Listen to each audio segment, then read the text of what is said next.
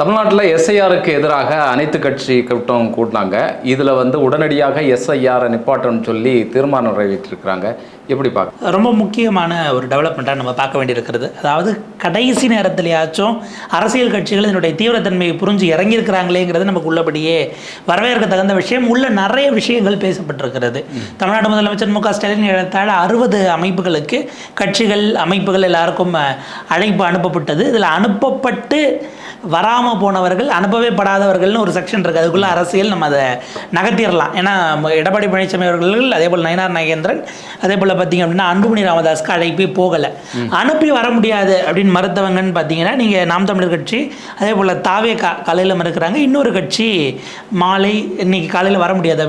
TTV Dinakaran அவர்களும் ரெப்ரசன்டேட்டிவ்ஸாக அனுப்பலை. இது ஒரு பக்கம். ஆனால் வந்த கட்சிகள் ஏறத்தாழ 40 அமைப்புகளை சேர்ந்தவர்கள் அதுக்கும் மேலே வந்து அட்டன் பண்ணியிருக்கிறாங்க. ரொம்ப விரிவாக பல விஷயங்கள் பேசப்பட்டது. அதில் இயற்றப்பட்டிருக்கக்கூடிய தீர்மானம் தான் மிக முக்கியமானது. எஸ்ஐஆர் நடவடிக்கைகளை தேர்தல் ஆணையம் தமிழ்நாட்டில் நிறுத்தி வைக்க வேண்டும். இல்லாவிட்டால் உச்சநீதிமன்றத்தில் அனைத்து கட்சிகளும் சேர்ந்து வழக்குகளை தாக்கல் செய்வோம் அப்படிங்கிற பாயிண்ட்டை பேசுகிறாங்க. முதலமைச்சர் மு க ஸ்டாலின் அவர்கள் பேசும்போதே கேட்கக்கூடியது, இப்போ உங்களுக்கு என்ன அவசரம்? 2026 தேர்தலுக்கு பிறகு, ஏன்னா உரிய கால அவகாசம் இந்த ஷார்ட் பீரியட்ல கொடுக்க முடியாது.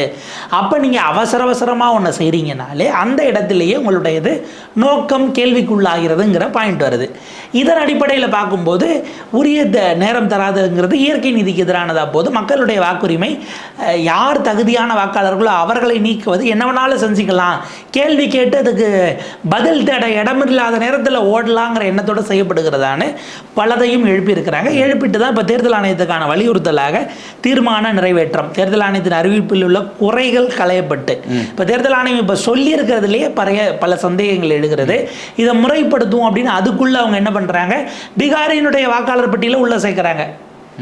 அங்கிருந்து விடுபட்டவங்க நீக்கப்பட்டவங்கள அப்போ அவங்க இங்கே வசிக்கிறாங்கிற அடிப்படையில் அவங்க சிட்டிசன் ஆகலான்னு ஒரு பாயிண்ட் உள்ள கொண்டு வராங்க. பீகார் ஆவணத்தை வச்சு தமிழ்நாட்டில் எப்படி நீங்கள் ஓட்டு கொடுக்க முடியுங்கிறது இருக்கு இல்லையா? நீங்கள் ஒரு பள்ளியில் சேரணுன்னாலே இப்போ ஒரு உதாரணத்துக்கு ஒரு கம்யூனிட்டி சர்டிஃபிகேட் அப்படின்னா இங்கே நீங்கள் என்ன ஊரோ எங்கே வசிக்கிறீங்களோ அந்த பகுதிக்குரிய கன்சர்ன்ட் அதிகாரி தான் கொடுக்க முடியும்.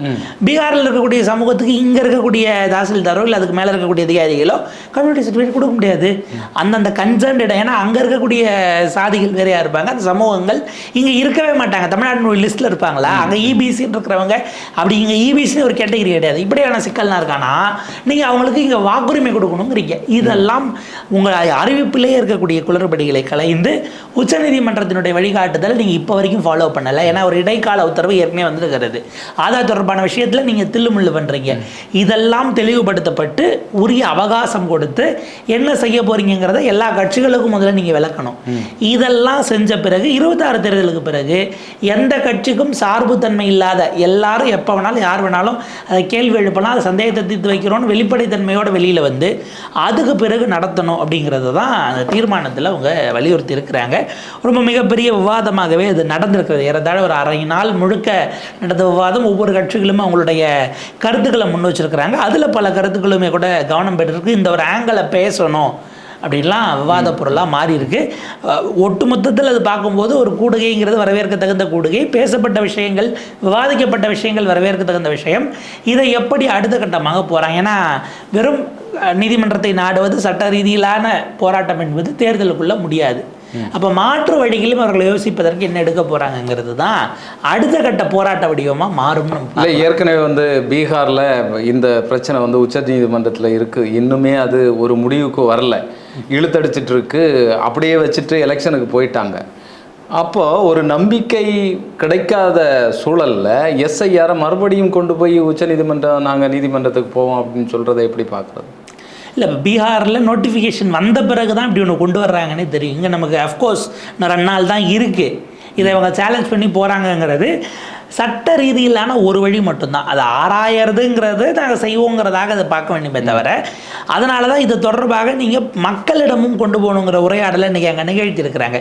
ஏன்னா உங்களுடைய உரிமை பறிக்கப்பட போகிறது அப்படின்னும் போது நோக்கம் கொண்டவர்களாக அவர்கள் இருக்கிறார்கள் என்போது, நம்ம முதலமைச்சர் மு க ஸ்டாலின் பேசும்போது சொல்கிறாரு, இதனுடைய நோக்கமே உண்மையான வாக்காளர்களை நீக்குவதற்கான தந்திரமாக கொல்லைப்புற வழியாக வந்தது அப்படிங்கிறாரு. அப்படிதானே நடந்துட்டு இருக்கு. அதுதான் நடந்துகிட்டு இருக்கு, அதுதான் செஞ்சுக்கிட்டு இருக்கிறாங்க. அப்போ இதை நீங்கள் எப்படி எதிர்கொள்ள போறீங்க? தமிழ்நாட்டின் உணர்வை நீங்கள் வெளிப்படுத்துறதுங்கிறது சரி, கோர்ட்டில் மட்டும் வெளிப்படுத்த முடியாது, பொது வெளிக்கு வரணும், மக்களிடம் கொண்டு போகணும். ஒருத்தர் நீக்கப்படுறாருன்னா நீக்கப்படுகிறவருக்கு நீங்கள் இன்டிமேஷன் கொடுக்கணும். அது அவங்களுடைய அடிப்படை உரிமையாக மாறுகிறது. ஏன்னா முதல் முறையாக இது வரைக்கும் வாக்கே செலுத்தாதவங்க பேரை சேர்க்கறதுல சிக்கல் வர்றதுங்கிறது வேற. கொடுக்கணுமா இல்லையா, குடியுரிமை இருக்கா இல்லையா நான் அப்போ பார்க்கணும். நான் 20 வருஷமாக ஓட்டு போட்டிருக்கேன், 25 வருஷமாக போட்டிருக்கேன், 30 வருஷமாக போட்டுக்கிட்டு இருக்கேன்.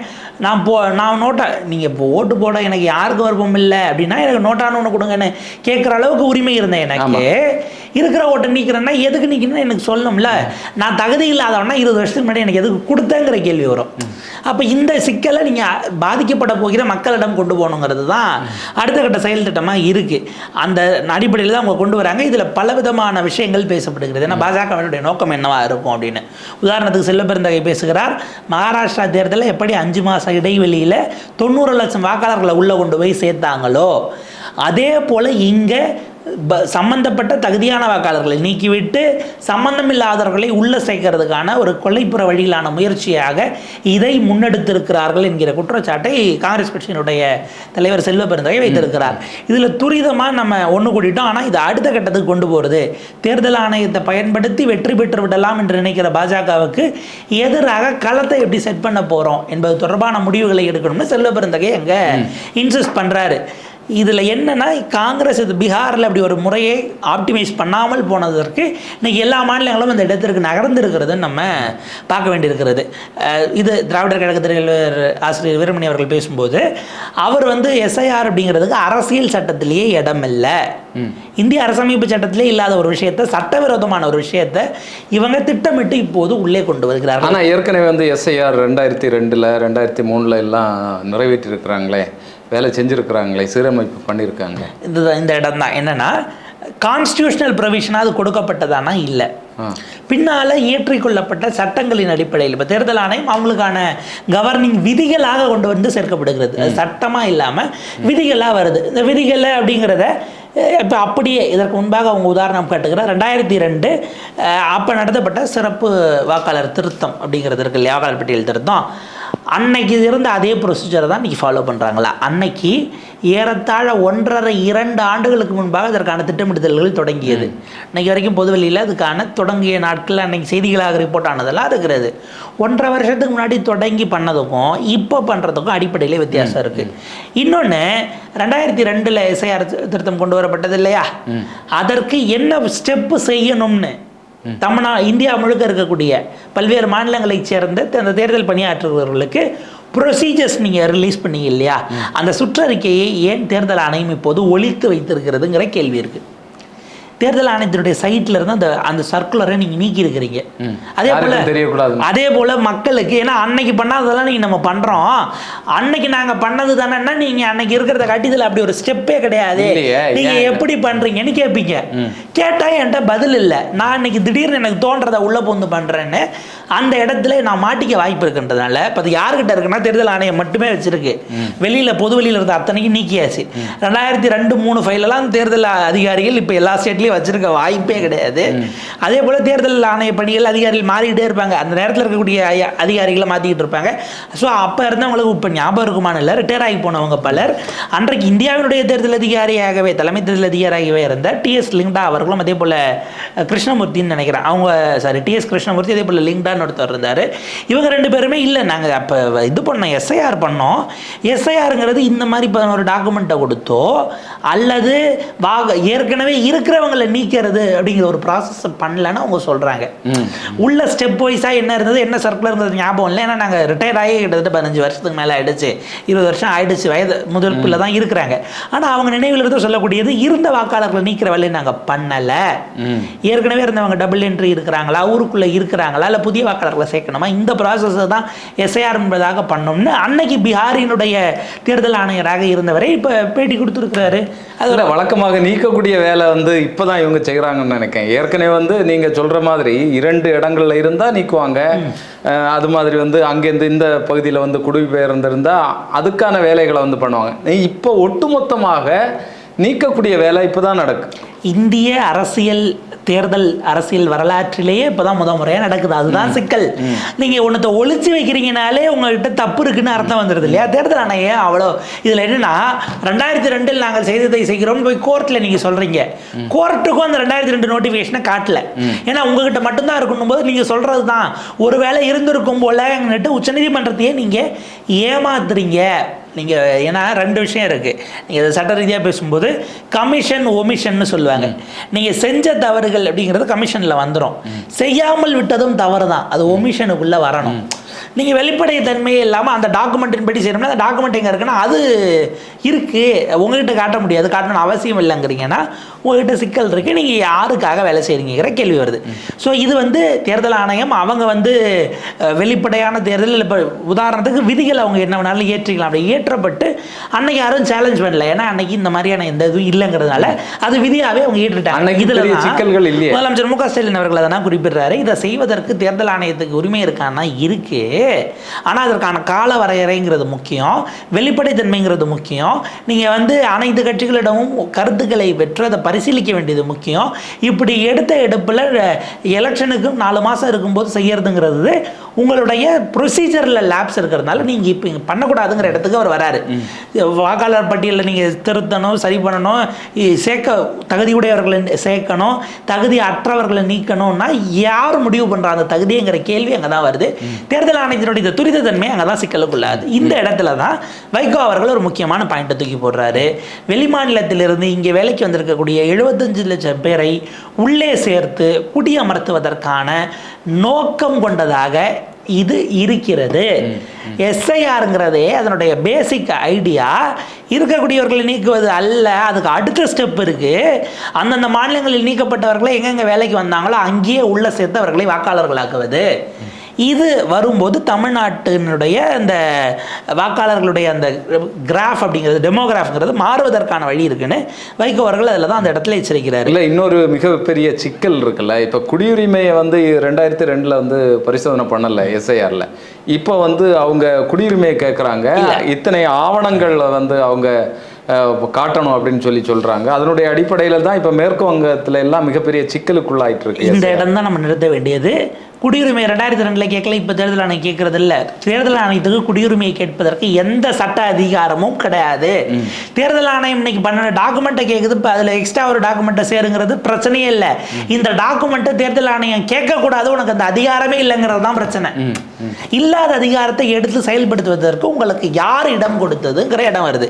இந்த இடத்துல தான் மிக பயங்கரமான ஒரு பொலிட்டிக்கல் குற்றச்சாட்டை மேற்கு வங்கத்தினுடைய திரிணாமுல் காங்கிரஸ் கட்சியின் அகில இந்திய பொதுச் செயலாளராக நினைக்கிறேன் அபிஷேக் பானர்ஜி வச்சிருக்கிறாரு. மம்தா அவர்களுடைய அரசியல் வாரிசு அவர் தான், இன்னைக்கு எம்பியாக இருக்கிறார். அவர் ஒரு பகிரங்கமான குற்றச்சாட்டை கிளப்பியிருக்காரு. அது அதற்கு பிறகு பேசுபொருள் ஆகலை. குவிட் ப்ரோகோங்கிற ஒரு பாயிண்ட்டை கொண்டு வர்றார். நீங்கள் ஒரு பலனுக்காக ஒன்றை செய்வது அப்படிங்கிற வகையில் அது ரொம்ப பயங்கரமான குற்றச்சாட்டாக இருக்கிறது.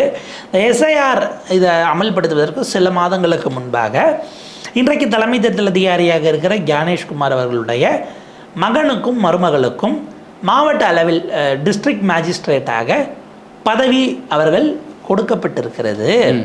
அவர்கள் மாவட்ட நீதிபதிகளாக அங்கே பணியமர்த்தப்பட்டு அதற்கு பிறகு தேர்தல் ஆணையம் இங்கே எஸ்ஐஆரை அமல்படுத்துவோங்கிற மாதிரியான ஒரு முடிவு எடுக்கிறாங்க. இது இரண்டுக்கும் தொடர்பு இருக்கிறதா என்கிற ஒரு கேள்வியை அவர் கேட்டிருக்கிறார். இல்லை, மாவட்ட மிக பயங்கரமான குற்றச்சாட்டு. மாவட்ட நீதிபதிகள் நியமனம்ங்கிறது அங்கே ஜுடிஷியரியில் அதுக்கு அந்த இது தான். ஆனால் மாவட்ட நீதிபதிகளாக நீங்கள் டிஎம்ஆ டிஸ்ட்ரிக்ட் மேஜிஸ்ட்ரேட்டாக போடுறீங்க அப்படின்னா இது ரொம்ப பயங்கரமானது. நீதித்துறையுமே இதில் குற்றச்சாட்டுக்கு உள்ளாகி இருக்கக்கூடிய இடம் இருக்கிறது. ஆனால் தொடர்பு இருக்கிறதாங்கிற கேள்வி எழுப்பும்போது இதற்கு இப்போ வரைக்கும் அது பதில் இல்லை. அது பெரிய இஷ்யூவாகவும் மாறலை. ஏன்னா இப்போ தேர்தல் ஆணையராக இருந்துக்கிட்டு ஞானேஷ்குமார் பதில் சொல்ல முடியாது. இப்போ இதில் என்ன பண்ணுறதுன்னு தெரியாமல் இது ஒரு குற்றச்சாட்டாக பொதுவெளியில் அப்படியே இருக்குது. இதில் யாரை நீங்கள் கேட்க முடியும்? தேர்தல் ஆணையர் தான் யார் இருந்தாலும் முடியரசு கொண்டு வந்திருக்க சட்டத்திட்டத்தின்படி அவர் இறந்த பிறகு கூட பதவியில் இருந்துக்காலே அவர் பதவி காலம் முடிந்ததற்கு பிறகு அவர் ரிட்டையர்டாக என்ன ஆனாலும் அவர் எடுத்த முடிவுக்காக அவர் மீது வழக்கு பதிவு செய்ய முடியாது, அவரை விசாரிக்க முடியாது என்று ஒரு மிக பயங்கரமான சட்ட திருத்தத்தை அவர்கள் கொண்டு வந்திருக்கிறார்கள். குற்றங்களுக்காகவே தண்டிக்க முடியாது, எதுக்கும் முடியாதுங்கிற இடத்துக்கு அவங்க கொண்டு வராங்க. அப்படின்னா இந்த ப்ரொடெக்ஷன் எல்லாம் நாங்கள் உங்களுக்கு எல்லா பாதுகாப்பையும் தரோம், நீங்கள் இதை செய்யுங்கிறதுக்காக கொடுக்கப்பட்டதாங்கிற அரசியல் கேள்வி வந்து நிற்கிது. ஏன்னா இது சட்ட கேள்வியை தாண்டி இதில் அரசியல் கேள்வி வரும்போது தான் அது ரொம்ப நெருடலுக்குரிய சிக்கலான ஒரு விஷயமாக மாறுகிறது அப்படிங்கிறத பார்க்கணும். ஸோ இது நவீன முறையிலான வாக்கு திருட்டுங்கிற குற்றச்சாட்டு வைக்கிறாங்க. கமலஹாசன் உட்பட இன்னைக்கு ஏன் இவ்வளோ அவசரம் அப்படின்னு அவரும் மக்கள் நீதி மைய தலைவராக ராஜ்யசபா எம்பியாக வச்சிருக்கிறாருங்கிறதையும் பார்க்குறோம். அப்போ இவ்வளவு கேள்விகளுக்கும் பதில் எங்கிருந்து வரப்போகிறது, கொடுப்பார்களா அப்படிங்கிறது தான் கேள்வியாக நிற்கிது. இது இவங்க இப்போ 4ஆம் தேதி பார்த்தீங்கன்னா இது வந்து இங்கே தமிழ்நாட்டில் இருக்கக்கூடிய கட்சிகள், இது அனைத்து கட்சி கூட்டம் அல்ல ஏறத்தாழ. ஏன்னா அரசு நடத்தியிருந்தால் அனைத்து கட்சி கூட்டம். தேர்தல் ஆணையத்துக்கு எதிராக ஒரு அரசே செயல்பட முடியாதுங்கிற சிக்கல் இருக்குது. ஒரு மாநில அரசு அதனுடைய டென்யூர் மற்ற இன்னொரு கான்ஸ்டியூஷனல் பாடிக்கு எதிராக அது போய் நிற்கிற மாதிரி இருக்குங்கிறதுனால தான் அரசு இந்த நிகழ்ச்சியை நடத்தலை. திமுக as a பொலிட்டிக்கல் பார்ட்டியாக அவங்க நடத்துகிறாங்க. பட் எல்லாருக்கும் அழைப்பு அவங்க அனுப்பியிருந்திருந்தால் அது வேறு மாதிரி போயிருக்கும். அனுப்பி வரலனாங்கிறது வேறு. இப்போ இது அடிப்படையில் நீங்கள் அதிமுக பாஜக விட்டதன் காரணமாக இந்தியா பிளாக் முன்னெடுக்கிற ஒரு முயற்சியாகத்தான் பார்க்கப்படும். இல்லை, ஏற்கனவே வந்து நாங்கள் எஸ்ஐஆர் ஆதரிக்கிறோம்னு சொல்லி அவங்க சொல்லப்பட்ட நிலையில் எப்படி அவங்கள மறுபடியும் அழைக்கிறது? இப்போ பிஜேபி எஸ்ஐஆரை ஆதரிக்குது, அதிமுக வந்து நாங்கள் எஸ்ஐஆரை ஆதரிக்கிறோம், அது தேவை அப்படின்னு சொல்லி ஜெயக்குமார் அவர்கள் பேசுகிறாரு. அப்போ அந்த நிலையில் அவர்களுக்கு எப்படி கொடுத்து அழைக்க முடியும்? விஜய் திமுக இந்த ஒரு வாரம் கரூர் சம்பவத்துக்கு 1 மாதம் போன பிறகு அழைப்பு அனுப்புனா வருவாருங்கிற நம்பிக்கையில் தான் கொடுத்தாங்களே. அவர் நிலைப்பாட்டே சொல்லாத சூழல் இல்லை. எஸ்ஐஆரில் வந்து அவர்களுடைய நிலைப்பாடை சொல்லலை. எஸ்ஐஆரில் ஒருவேளை நாங்கள் ஆதரிக்கிறோம்னு சொல்லி விஜய் அவர்கள் சொல்லி இருந்தாலோ தாவேக்கா சொல்லி இருந்தாலோ நம்ம அதை பார்க்கலாம். இன்விடேஷன் கொடுக்கறதுக்கு அதுக்கு அப்புறம் தான் அவங்க நாங்கள் எதிர்க்கிறோங்கிறத சொன்னாங்க. ஆமாம், விஜய்க்கு அனுப்பப்பட்டதிலும் ஒரு அரசியல் இருக்குல்லங்கிறேன். இருக்கு. அப்போ இல்லை, ஏன் நீங்கள் இன்னும் ஆதரிக்கிறவங்களே கூப்பிட்டு உட்கார வச்சு நீங்கள் பேச மாட்டீங்களா? இல்லை அதிமுக எதிர்க்கிறது என்பதற்காக அழைக்கல அப்படின்னா கூப்பிட்டு உட்கார வச்சு அவங்கள நீங்கள் கன்வின்ஸ் பண்ணி நாளைக்கு அவங்களும் உங்கள் கூட துணைக்கி நிற்கிறதுக்கு டெமோக்ராட்டிக் ஸ்பேஸே ஒரே கருத்தை சொல்கிறதுக்கு தான் இப்போ கூட்டம் போகிறீங்களான்னு ஒரு கேள்வி வரும்ல.